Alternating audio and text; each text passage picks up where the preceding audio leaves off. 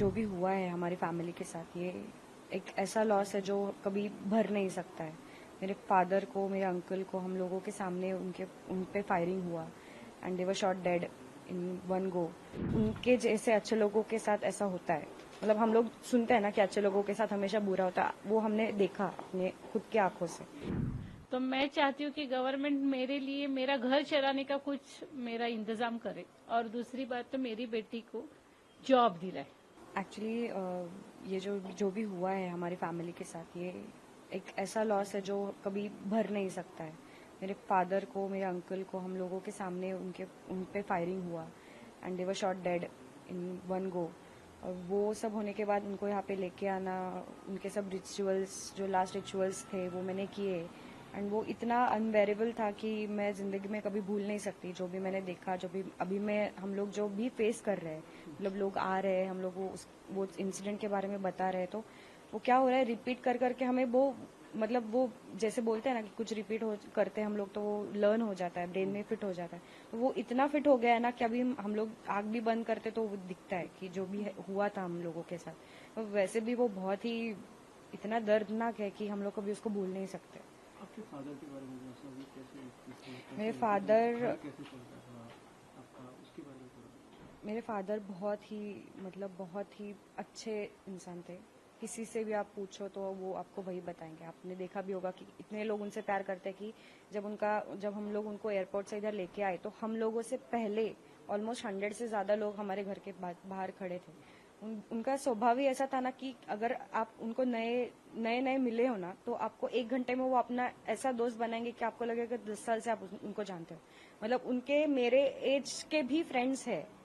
इतना उनका नेचर बहुत अच्छा था। मतलब और किसी को भी हेल्प करो, जो भी तकलीफ में दिखे उसको पहले जाके हेल्प करो, ऐसा उनका नेचर था। तो कभी एक्सपेक्ट नहीं किया था कि उनके जैसे अच्छे लोगों के साथ ऐसा होता है। मतलब हम लोग सुनते हैं ना कि अच्छे लोगों के साथ हमेशा बुरा होता है, वो हमने देखा अपने खुद की आंखों से।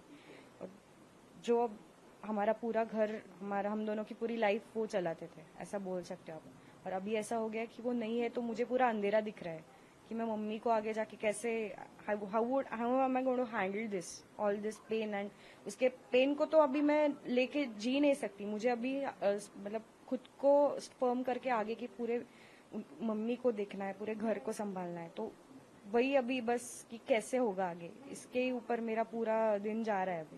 मतलब मुझे दुख करने के लिए भी वक्त नहीं है। एक बात बताती हूँ आपको कि मुझे अभी ये टेंशन है कि इसके आगे की जिंदगी मैं कैसे चलाऊंगी। मेरा जो कमाने वाला जो मेरे पति थे वही चले गए, तो मेरे पास अभी इनकम सोर्स कुछ भी नहीं है ना। कौन कौन थे? मैं, मेरी बेटी और मेरे हस्बैंड, हम तीनों ही हैं।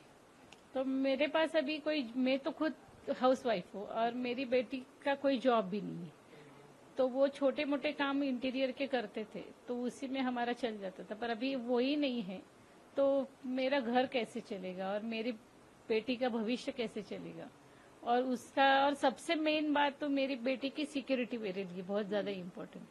तो मैं चाहती हूँ कि गवर्नमेंट मेरे लिए मेरा घर चलाने का कुछ मेरा इंतजाम करे, और दूसरी बात तो मेरी बेटी को जॉब दिलाए, ताकि उसकी जिंदगी, अभी मैं तो उसको जॉब ढूंढने जा नहीं सकती हूँ, और ये अभी खुद इतनी कैपेबल नहीं है कि तुरंत तुरंत कुछ कर ले, क्योंकि हमारा पूरा एकदम से रुक ही गया ना, आर्थिक स्थिति पूरा आर्थिक स्थिति हमारा पूरा। और मेरे पापा ऐसे थे ना कि उन्होंने कभी हमें बताया नहीं कि अगर कोई प्रॉब्लम है उनको या फिर कुछ भी है तो वो अपना अपना सब हैंडल इतना अच्छे से करते थे कि हमें कभी पता भी नहीं चला कि अगर कोई परेशानी हो तो वो अभी परेशानी में है। उनका नेचर ही ऐसा था ना कि उन्होंने कभी दिखाया भी नहीं कि आज अगर उनको ऐसा लग रहा है कि मेरे पास कुछ प्रॉब्लम है तो कभी बताएंगे नहीं। वो अपना अपना सॉल्व करके मजे से जिएंगे। तो हमें कभी पता नहीं था कि उनका क्या फाइनेंशियल है। तो आप अभी अपने घर की आर्थिक स्थिति को लेकर परेशान हैं? बहुत ज्यादा, बहुत ज्यादा, क्योंकि मेरे पास वो ही कमाने वाले थे, मेरे पति थे। मैं तो मेरा घर का वही देखने वाले थे। पर अब क्या अपेक्षा है आपकी सरकार? मेरा अपेक्षा है कि अभी जब तक इसको जब तक जॉब नहीं लगा देते गवर्नमेंट, तब तक वो मेरा घर चलाए। कुछ कंपनसेशन कुछ तो मुझे देना चाहिए ना, और दूसरी बात इसको जॉब लगाए, और इसका सिक्योरिटी मेरे लिए बहुत इम्पोर्टेंट आपकी है। बच्ची ने हमने देखा कि एकदम बेटे की तरह एक बेटा मेरा मैं चाहती, मुझे आज कोई गम नहीं है कि मुझे बेटा नहीं है, क्योंकि ये बेटे से बढ़कर उसने अपने पापा और वो जो उनके फ्रेंड थे उनको वहां से अकेले फेस करके सफर करके उनको यहाँ पे लाया है। तो वो एक बेटे की तरह लड़ी है वहां पर और उनको लेके आई है। तो मैं चाहती हूँ कि उसके लिए सरकार ने, वो अपनी ही बेटी है ऐसा समझकर उसका जॉब और मेरा घर चलाने का कुछ तो बंदोबस्त करना ही चाहिए। महाराष्ट्र सरकार से भी आप उम्मीद करेंगे? आपके हाँ, मिल भी रहे हैं? मैं महाराष्ट्र सरकार से और अपना सेंट्रल गवर्नमेंट से भी वही उम्मीद रखूंगी कि उन्होंने मेरे लिए करना ही चाहिए, क्योंकि हम लोग वहां गए, हमारी गलती नहीं है बस।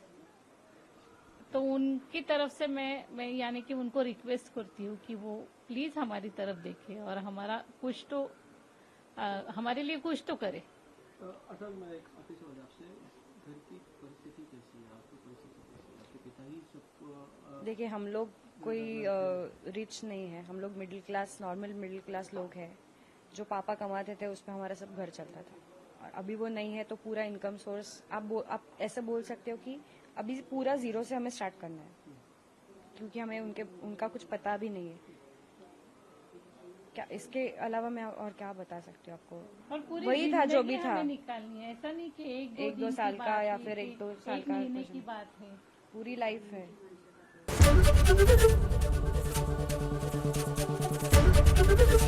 एबीपी गंगा, खबर आपकी, जुबान आपकी।